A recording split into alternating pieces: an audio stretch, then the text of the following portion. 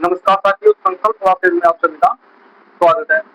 जैसा कि हमारी क्लास चल रही थी, ये समाजशास्त्र की आज 10वीं क्लास है। जो किस प्रकार इसमें जो समाजशास्त्र है, इसमें पहला प्रश्न क्या है? इसमें पहला प्रश्न है कि किस समाजशास्त्री के अनुसार समुदाय के 4 अंतर संबंधित तत्व है? कौन से? भौगोलिक क्षेत्र, जनसंख्या, कार्य व संगठन का उल्लेख किया। इसमें क्या कह रहा है कि किस समाजशास्त्री के अनुसार क्या है, यानी कि किस समाजशास्त्री के अनुसार जो समुदाय है इसके 4 अंतर है। कौन कौन से? भौगोलिक दृष्टि से कौन कौन से? इसमें पहला अंतर कौन सा है? भौगोलिक। क्या? दूसरा इसमें क्षेत्र, तीसरा जनसंख्या व संगठन। क्या है? तीसरा जनसंख्या, कार्य व संगठन। इसके आधार पर जो समुदाय है इसके आधार पर क्या आएंगे? 4 अंतर है। यह प्रमुख जो अंतर है यह किस समाजशास्त्री द्वारा बताए गए? ये प्रमुख अंतर है प्रोफेसर किंग्सले डेविस द्वारा। किसके द्वारा बताए गए? किंग्सले डेविस द्वारा बताए गए प्रमुख जो 4 भौगोलिक क्षेत्र है यह प्रोफेसर किंग्सले डेविस द्वारा बताए गए किसके? समुदाय के। अगला प्रश्न इसमें क्या कह रहा है? अगला प्रश्न है इसमें कि समाजशास्त्री भूगोल ने समुदाय के कौन से 2 प्रमुख प्रकार बताए? यानी कि एक समाजशास्त्री है भूगोल। कौन है? भूगोल, जिसमें जो समुदाय है इसके प्रमुख कितने प्रकार बताए? जिसमें प्रमुख प्रकार है 2 भूगोल से इसने समुदाय के प्रमुख 2 प्रकार बताए हैं। जिसमें से पहला प्रकार है ग्रामीण। कौन सा प्रकार बताया? पहला प्रकार इसमें ग्रामीण प्रकार और दूसरा इसमें नगरीय समुदाय। क्या? दूसरे इसमें नगरीय समुदाय, पहला ग्रामीण समुदाय और दूसरा नगरीय समुदाय। किसके द्वारा बताए गए? समाजशास्त्री है भूगोल के द्वारा तो समाज के क्या है प्रमुख 2 प्रकार बताए हैं। किसके? समाज के प्रमुख 2 प्रकार है किसके द्वारा? भूगोल के द्वारा। अगला इसमें क्या है कि रॉबर्ट रेडफील्ड ने लघु समुदाय के अवधारणा में किस प्रकार के समुदाय के उल्लेख किया है? कौन सा है इसमें? जो रॉबर्ट रेडफील्ड है। कौन सा समाजशास्त्री? रॉबर्ट रेडफील्ड समाजशास्त्री है। इसने जो लघु समुदाय की अवधारणा बताई, इसमें जो समुदाय है इसके समुदाय का उल्लेख किया। यानी कि रॉबर्ट रेडफील्ड ने जो लघु समुदाय बताया इसकी अवधारणा में किस प्रकार के समुदाय का उल्लेख किया है? तो है कृषक समाज। कौन सा समाज है? कृषक समाज, जिसका उल्लेख कौन करते हैं? Robert Redfield. किसकी? समुदाय की अवधारणा में। किसमें? समुदाय की अवधारणा में जिस समुदाय का उल्लेख किया है वह रॉबर्ट रेडफील्ड है। जिसके समुदाय का उल्लेख किया है तो कृषक प्रकार का जो समुदाय है उस समुदाय का इसमें उल्लेख किया है। अगला प्रश्न क्या है इसमें? अगला प्रश्न है कि नगरीय समुदाय। क्या? नगरीय समुदाय में किस प्रकार के संबंधों की प्रधानता होती है? यानी जो समुदाय होता है इसमें कौन सा समुदाय है? नगरीय समुदाय। इसमें प्रमुख रूप से किस प्रकार के संबंधों की प्रधानता पाई जाती है? यानी जो नगरीय समुदाय है इसमें किस प्रकार की प्रधानता पाई जाती है? इसमें द्वितीय संबंधों की प्रधानता पाई जाती है। कौन से? द्वितीय समुदाय है। इसमें जो द्वितीय संबंध होते हैं समुदाय में उसकी प्रधानता पाई जाती है। द्वितीय समुदाय में जैसे कृत्रिमता। क्या? कृत्रिमता। अगला क्या प्रश्न इसमें? अगला प्रश्न है क्या कह रहा है इसमें? अगला प्रश्न कि नगरीय जीवन शैली क्या है? तो नगरीय जीवन शैली के एक प्रमुख विशेषता है जो नगरीय समुदाय है इसमें जो नगर की जो जीवन शैली है इसकी प्रमुख विशेषता क्या है? इसकी प्रमुख विशेषता है व्यक्तिवाद को बढ़ावा देना। क्या है? जो व्यक्तिवाद है इसको बढ़ावा देना है। इसकी विशेषता है ये नगरीय जीवन शैली की प्रमुख विशेषता है व्यक्तिवाद को बढ़ावा देना या व्यक्तिवाद को अधिक महत्व देना। दूसरा प्रश्न इसमें क्या है कि नगरीय समुदाय में जनगणना का घनत्व कैसा होता है? यानी कि जो 2 नगरीय समुदाय है समाजशास्त्र में 2 जनगणना, इसमें जो जनगणना का क्या है? जो जनगणना का घनत्व होता है वह किस प्रकार से किया जाता है? किस प्रकार से होता है? तो नगरीय समुदाय में जो जनगणना का आधार होता है वह है जनसंख्या की बहुलता यानी जनसंख्या की अधिकता व विभिन्नता के कारण होता है। किसके कारण होता है? जो नगरीय समुदाय में घनत्व होता है वह जनसंख्या की बहुलता व विभिन्नता के कारण होता है। अगला प्रश्न है इसमें एक समाजशास्त्री कौन सा है? रॉबर्ट रेडफील्ड ने जो लघु समुदाय की कितनी विशेषता बताई है? यानी कि रॉबर्ट रेडफील्ड है एक समाजशास्त्री जिन्हें लघु समुदाय की कितनी विशेषता बताई है? तो वो लघु समुदाय है उसकी प्रमुख रूप से चार विशेषताएं होती है जो किस प्रकार से है। इसमें पहला है लघुता। क्या है? जो नगरीय सॉरी लघु समुदाय होते हैं, इसमें पहली विशेषता क्या है? जो समाज की पहली विशेषता होती है वह होती है लघुता। क्या है? लघुता। दूसरी क्या है इसमें? विशिष्टता। दूसरी विशेषता है इसमें विशिष्टता। और तीसरी है इसमें जो समरूपता होती है समुदाय में, इसमें तीसरी है समरूपता। और चौथी है सबसे महत्व क्या? आत्मनिर्भरता। समुदाय में चौथी जो विशेषता बताई गई है लघु समुदाय की, वो क्या बताई गई है? आत्मनिर्भरता। कौन सी बताई गई है? आत्मनिर्भरता जो लघु समुदाय की प्रमुख विशेषता है। लघु समुदाय की प्रमुख कितनी विशेषता बताई गई इसमें? तो जो लघु समुदाय की प्रमुख विशेषता है वह प्रमुख चार विशेषता है किसके द्वारा बताई गई है? राइटफील्ड के द्वारा बताई गई है। अगला प्रश्न क्या है इसमें कि लघु समुदाय की अवधारणा किसने दी? यानी कि जो लघु क्या है? जो लघु समुदाय है जो इसकी अवधारणा है, यह प्रमुख अवधारणा किसने दी? तो प्रमुख अवधारणा दी इसमें रॉबर्ट रेडफील्ड ने। किसने? रॉबर्ट रेडफील्ड ने बताई। किसने बताया है? रॉबर्ट रेडफील्ड के द्वारा लघु समुदाय की अवधारणा दी गई है। अगला प्रश्न क्या है इसमें? अगला प्रश्न है कि लघु समुदाय जन्म से मृत्यु तक एक संपूर्ण चक्र है। क्या है? क्योंकि जो लघु समुदाय है यह जन्म से मरण तक क्या है? एक संपूर्ण चक्र है। क्या है? इससे संबंधित क्या है? संपूर्ण चक्र है। प्रमुख कथन किसके द्वारा दिया गया? क्या यह प्रमुख कथन है? यह किसके द्वारा दिया गया? तो प्रमुख कथन है प्रोफेसर रॉबर्ट रेडफील्ड के द्वारा। किसके द्वारा? रॉबर्ट रेडफील्ड के द्वारा। बहुत प्रश्न है क्या है? जो लघु समुदाय है यह जन्म से मृत्यु तक क्या है? एक चक्र के रूप में कार्य करता है। यह प्रमुख कथन किसके द्वारा दिया गया? तो यह प्रमुख कथन है रॉबर्ट रेडफील्ड के द्वारा दिया गया। अगला प्रश्न क्या कह रहा है इसमें कि जो समुदाय के समय किस प्रकार का समूह कहा जाता है?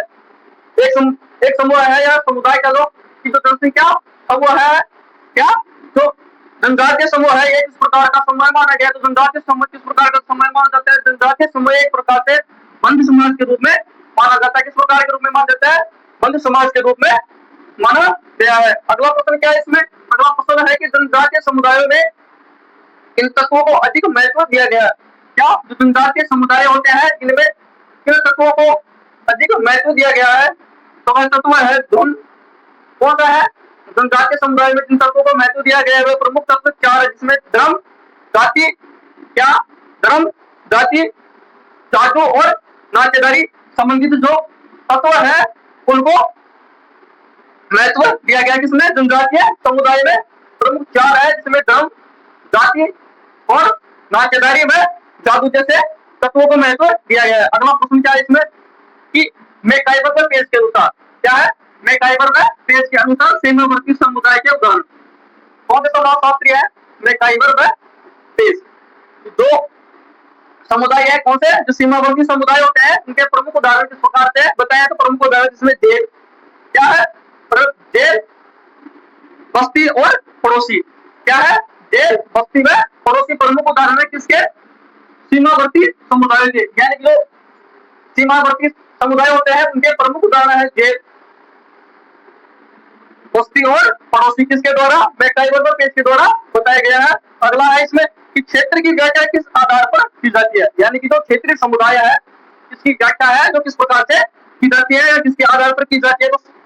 तो क्षेत्रीय समुदाय होते हैं इनकी व्याख्या क्या है? भौगोलिक, आर्थिक व सांस्कृतिक लक्षणों के आधार पर की जाती है। किसके द्वारा? किसी भी क्षेत्र का जो मतलब की व्याख्या की जाती है वह उसके भौगोलिक क्षेत्र के आधार पर, आर्थिक व सांस्कृतिक लक्षण होते हैं इनके आधार पर की जाती है। इसमें क्षेत्रीय समुदाय क्या है? क्षेत्रीय समुदाय इसमें बात कर रहा है कि क्षेत्रीय समुदाय की व्याख्या किस आधार पर की जाती है? तो क्षेत्रीय समुदाय की व्याख्या की जाती है भौगोलिक व आर्थिक और सांस्कृतिक लक्षणों के आधार पर की जाती है। अगला प्रश्न क्या है इसमें? अगला प्रश्न कह रहा है कि किन समूहों को समुदाय की श्रेणी में नहीं माना गया है?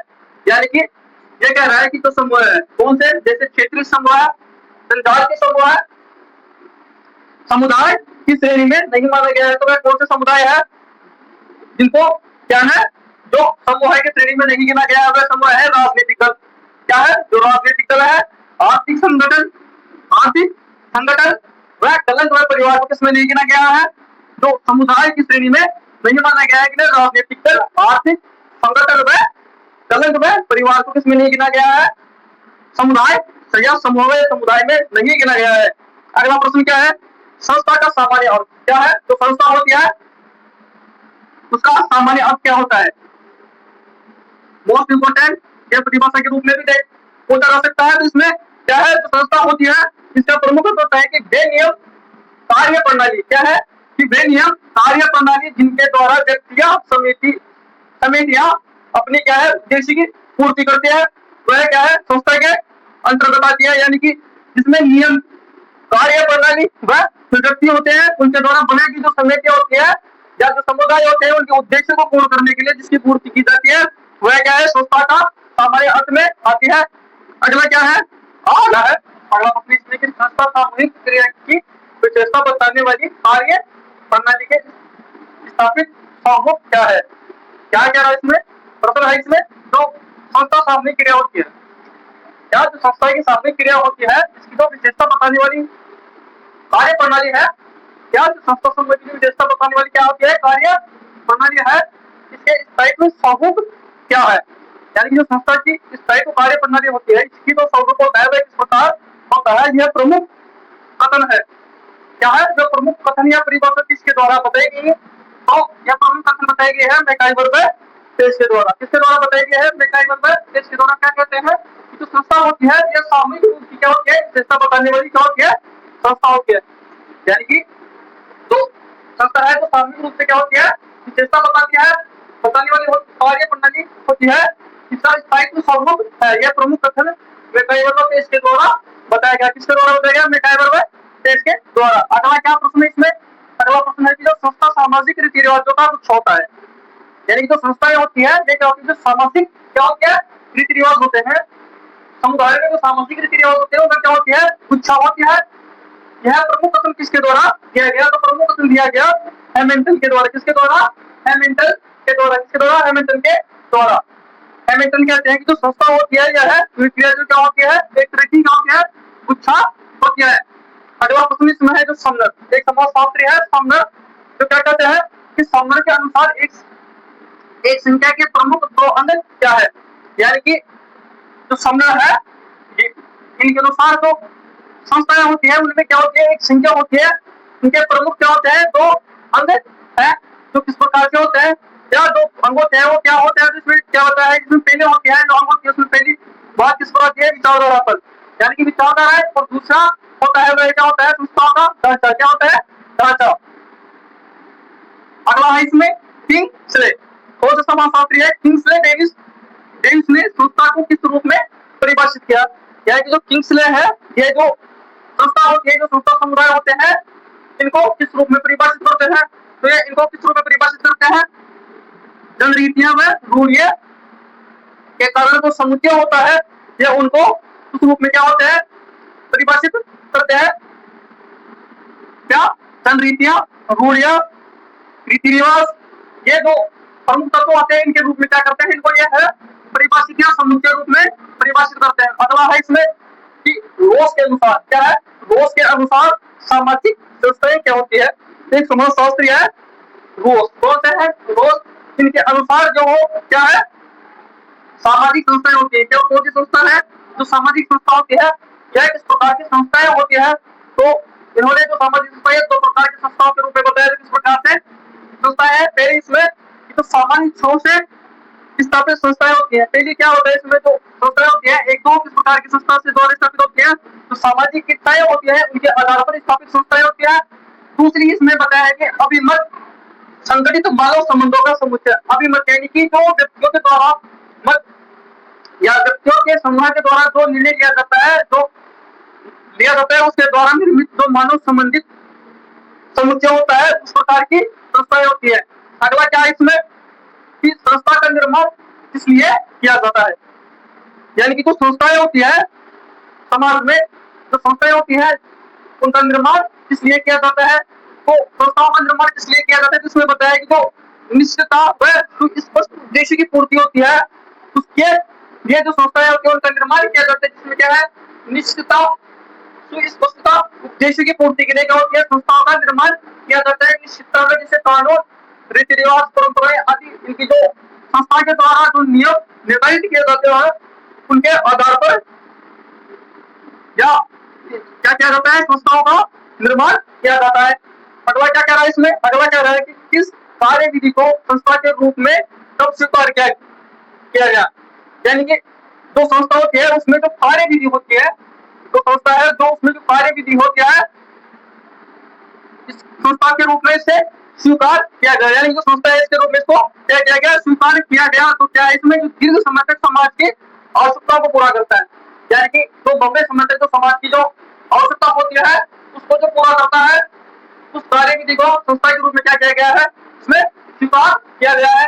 अगला प्रश्न क्या कह रहा है इसमें? अगला प्रश्न है कि जो संस्था के सांस्कृतिक उपकरण कितने प्रकार के होते हैं, यानी कि जो संस्थाएं होती है उनमें जो सांस्कृतिक उपकरण होते हैं, राइट, कितने प्रकार के होते हैं? कितने प्रकार के हैं? तो कितने प्रकार के होते हैं? वह दो प्रकार के होते हैं, जिसमें पहला है भौतिक और दूसरा है अभौतिक। पहला क्या है? भौतिक और दूसरा है अभौतिक।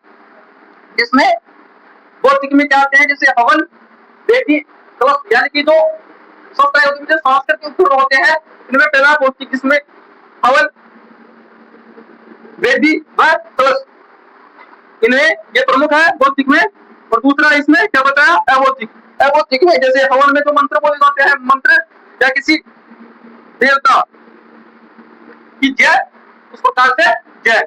अगला इसमें संस्था में लोगों के व्यवहार में अनुरूपता लाने का कार्य कौन करता है, यानी कि जो समुदाय में जो संस्थाएं बनाई जाती हैं उनमें जो व्यवहार में जो अनुरूपता होती है, यानी कि क्या कह रहा है? संस्थाओं में लोगों में जो व्यवहार में जो अनुरूपता होती है लाने का कार्य कौन करती है? तो कौन करता है इसमें लाने का कार्य? क्योंकि जो परंपरागत क्या है, जो परंपरागत विधियां है, क्या है? जो परंपरागत विधियां होती है वह संस्थाओं में क्या है? अनुरूपता में लाने का कार्य करती है या समरूपता लाने का कार्य करती है। अगला प्रश्न क्या है इसमें कि ग्लीन व ग्लीन ने संस्था की कौन सी मुख्य विशेषता बताई? ग्लीन है जो संस्था समुदाय है, इसकी मुख्य विशेषता क्या बताई? तो इसमें मुख्य विशेषता ग्लीन है जो संस्था समुदाय, इसकी मुख्य रूप से 6 प्रमुख विशेषता बताई है, जो किस प्रकार से है। इसमें पहला क्या है? जिसमें पहला है व्यवस्था की एक इकाई। क्या है? संस्था ने पहला इसमें बताया है जो व्यवस्था की एक इकाई। दूसरा इसमें है स्पष्ट प्रत्येक चिन्ह। दूसरा क्या बताया इसमें? स्पष्ट प्रत्येक चिन्ह। तीसरा इसमें जो सांस्कृतिक उपकरण होते हैं किसमें? संस्था में सांस्कृतिक उपकरण। सांस्कृतिक उपकरण पहले देखे हमने तो बताया भौतिक व अभौतिक। भौतिक जिसमें हवन, वेदी, कलश, और जो अभौतिक होता है उसमें क्या है? मंत्र व जय का उच्चारण होता है। और चौथा इसमें बताया है अधिक स्थायित्व, यानी कि जो संस्थाओं का महत्व होता है उसमें सबसे अधिक स्थायित्व। पांचवा इसमें परिभाषित परंपराएं, यानी कि परिभाषित परंपराएं जैसे रीति रिवाज आदि परिभाषित परंपराओं के अंतर्गत माने जाते हैं। और इसमें जो छठा है वो है सुस्पष्ट उद्देश्य, यानी कि जो संस्थाओं का है उसमें जो संस्थाओं के द्वारा निर्धारित जो सुस्पष्ट उद्देश्य होते हैं वह माना गया है। अगला इसमें क्या प्रश्न क्या कह रहा है? अगला प्रश्न इसमें कि सामाजिक संस्थाओं को मुख्य रूप से कितने भागों में बांटा गया, क्या विभाजित किया जा सकता है? यानी कि जो सामाजिक संस्था होते हैं इसको मुख्य रूप से कितने भागों में विभाजित किया गया? तो सामाजिक संस्थाओं को मुख्य रूप से 6 भागों में विभाजित किया गया है, जो प्रमुख है इस प्रकार श्रेणी है, जिसमें पहला श्रेणी है सामाजिक श्रेणी। संस्थाओं में जो श्रेणी है उसमें पहला है सामाजिक श्रेणी, दूसरा आर्थिक श्रेणी, तीसरा जो की राजनीतिक श्रेणी में, और पांचवा इसमें मनोरंजनात्मक श्रेणी होती है। और 27 में क्या इसमें पांचवा है शैक्षणिक, चौथा इसमें मनोरंजनात्मक, और पांचवा इसमें है शैक्षणिक श्रेणी। और 27 में है धार्मिक संगठन से आधारित श्रेणी। यह सामाजिक संस्थाओं का मुख्य रूप से दो श्रेणियां हैं, वो मुख्य रूप से 6 प्रकार की श्रेणियां हैं। अगला इसमें मैन इज सोशल एनिमल। क्या है? Man is social animal. Most important क्या है कि मैन इज सोशल एनिमल, यानी कि मनुष्य एक क्या है? सामाजिक प्राणी है। क्या है? मनुष्य एक सामाजिक प्राणी। इसका अर्थ होता है जो ये क्या है? मैन इज सोशल एनिमल है। इसका अर्थ होता है कि मनुष्य क्या है? एक सामाजिक प्राणी है। प्रमुख कथन या परिभाषा किसके द्वारा बताई गई? तो ये परिभाषा है क्या कि मनुष्य एक सामाजिक प्राणी है। Man is a social animal. यह प्रमुख कथन दिया गया है अरस्तु के द्वारा। किसके द्वारा बताया गया है? प्रमुख परिभाषा अरस्तु के द्वारा दी गई है कि मनुष्य एक क्या है? सामाजिक प्राणी होता है। अगला इसमें कि आठ वर्ण एवं निम्न कौम कौन सा है? आठ वर्ण व निम्न कौम के अनुसार सामाजिक समूह की प्राथमिक शब्द क्या है? आदि वर्ण और निम्न कॉम के अनुसार जो सामाजिक समूह है इसकी प्राथमिक क्या है, शर्त क्या होती है? तो प्राथमिक शर्त इसमें प्रमुख रूप से किस प्रकार से होती है? इसकी प्राथमिक शर्त है किस क्या है कि जब कभी दो या दो से अधिक व्यक्ति इकट्ठा होते हैं, क्या है, जब जब भी कभी दो या दो से अधिक व्यक्ति इकट्ठे होते हैं वह एक दूसरे को क्या करते हैं, एक दूसरे को आपस में क्या है उनका प्रभाव डालते हैं, क्या डालते हैं, प्रभाव डालते हैं। तो आगमन एवं नियमों के अनुसार जो सामाजिक समाज की प्राथमिक शर्त होती है वह क्या होती है, जो एक जब दो या दो से अधिक व्यक्ति इकट्ठा होते हैं और इकट्ठा होने के कारण क्या होते हैं, आपस में एक दूसरे को प्रभावित करते हैं। अगला क्या है इसमें कि सामाजिक समुदाय से हमारा तात्पर्य है, यानी कि जो समूह समुदाय है इसमें क्या है, जो समूह समुदाय है इससे तात्पर्य है क्या है कि व्यक्तियों के किसी भी ऐसे संग्रह से है जो एक दूसरे के क्या है सामाजिक संबंध स्थापित करते हैं। यानी कि जो समूह समुदाय है इसका तात्पर्य है कि व्यक्तियों के किसी भी ऐसे संग्रह से है जो एक दूसरे को क्या है सामाजिक संबंधों के द्वारा स्थापित करते हैं। यह प्रमुख कथन या परिभाषा किस व्यक्ति के द्वारा दी गई थी? प्रमुख कथन या परिभाषा जो समाजशास्त्री बताते हैं वह समाजशास्त्री है मैकआइवर बेस। कौन है? मैकआइवर बेस। मैकआइवर बेस क्या है?